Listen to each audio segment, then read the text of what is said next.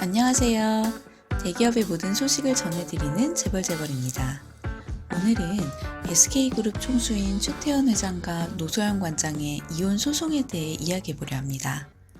지난 수요일 최태원 회장과 노소영 관장의 두 번째 재판이 열렸습니다. 언론의 관심은 두 사람의 출석에 집중됐었는데요. 두 사람은 모두 참석하지 않았고 재판도 7분 만에 종료되었습니다.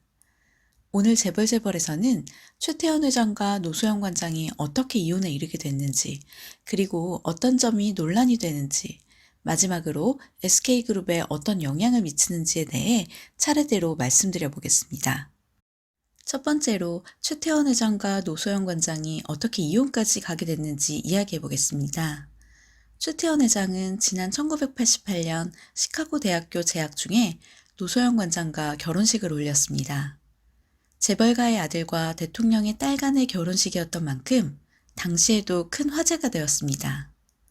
10년 지난 1998년 최종현 SK그룹 회장이 타계하면서 최태원 회장은 38살이라는 젊은 나이에 대기업 총수에 이르게 됩니다.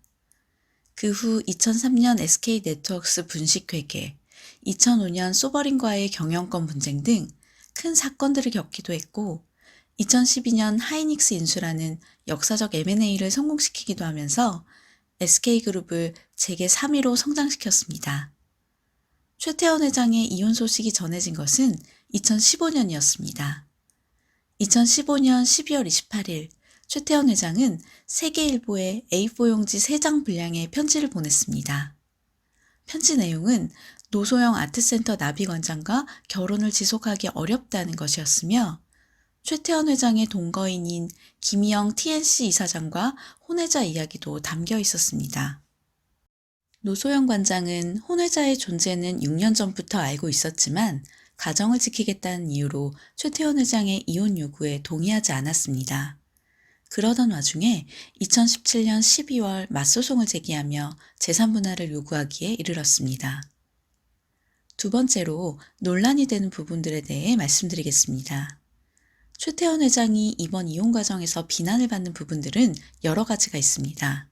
첫 번째는 외도를 통해 가정을 저버렸다는 것이고, 두 번째는 2015년 간통죄가 폐지되자마자 이혼을 시도한 것이며, 세 번째는 이혼 과정이 끝나지 않은 채 김희영 이사장과 공개석상에 나타난 것입니다. 마지막으로 이 부분이 가장 논란이 되는데요.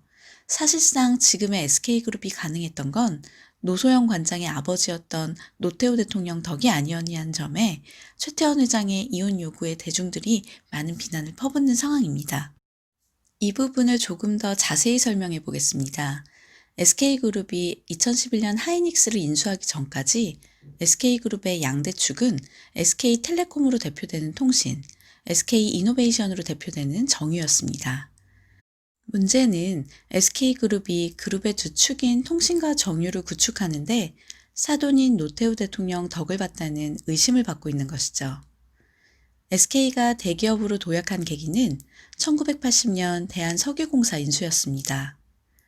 당시 대한석유공사를 인수하기 위해 삼성을 비롯한 주요 대기업들이 몰렸었는데 대한석유공사보다 규모가 10분의 1에 불과했던 SK 당시 선경이 최종 인수자가 되면서 특혜 시비가 일었습니다.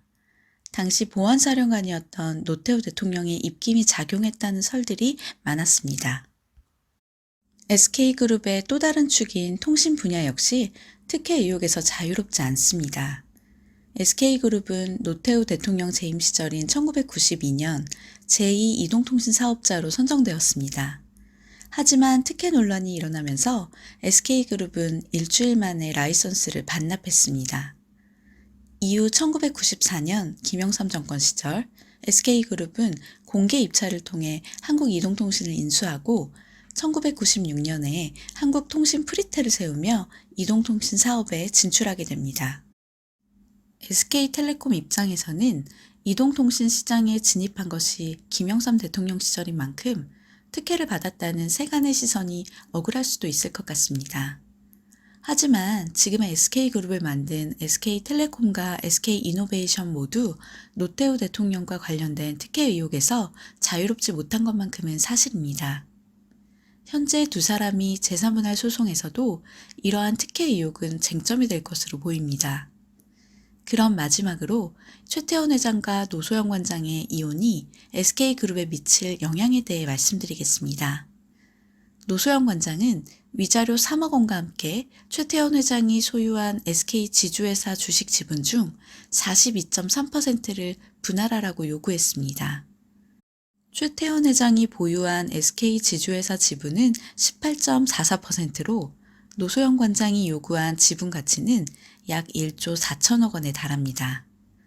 이혼 시 분할 대상 재산은 부부가 결혼한 이후 공동 기여한 재산에 한정되는데 두 사람의 혼인 기간이 30년이 넘는 만큼 재판부가 이를 어떻게 판단할지 관심이 모아집니다.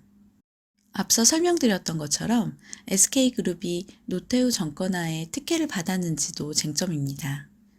노소영 관장이 SK그룹 재산 증식에 기여했다는 것을 강조하기 위해서는 아버지인 노태우 대통령이 SK그룹이 통신사업권을 따는데 영향을 미쳤다는 것을 주장해야 하기 때문이죠. 이미 공소시효가 다 끝났기 때문에 법적인 처벌은 할 수 없겠지만 상황에 따라 SK그룹이 도덕적으로 큰 비난을 받을 수도 있을 것 같습니다. 만약 노소영 관장이 이번 소송에서 승소하게 되면 노소영 관장은 단숨에 SK그룹 지주회사 SK주의 2대 주주로 떠오르게 됩니다. 이혼을 거부하던 노소영 관장이 왜 입장을 선회했을까요? 그 이유는 SK그룹 후계 구도를 보면 이해할 수 있습니다. 현재 최태원 회장과 노소영 관장 사이에는 2명의 딸과 1명의 아들이 있습니다. 하지만 세 자녀는 SK그룹 지분을 거의 가지고 있지 않습니다. 아직 SK그룹 후계 구도가 정해져 있지 않은 것이죠. 따라서 최태원 회장의 지분을 김희영 이사장과의 자식에게 넘기는 시나리오도 불가능한 것만은 아닙니다. 그래서 노소영 관장은 SK 지주회사 지분을 미리 확보해 세 자녀가 SK 지배력을 가질 기반을 마련해 주려는 의도가 있었을 수도 있습니다.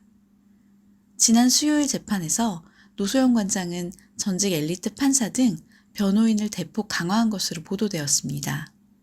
SK그룹 지배구조와 후계자가 달린 재판인 만큼 향후 소송이 어떻게 진행될지 계속 관심이 모아질 것으로 보입니다. 재벌의 오늘의 소식은 여기까지입니다. 구독과 좋아요는 큰 힘이 됩니다. 감사합니다.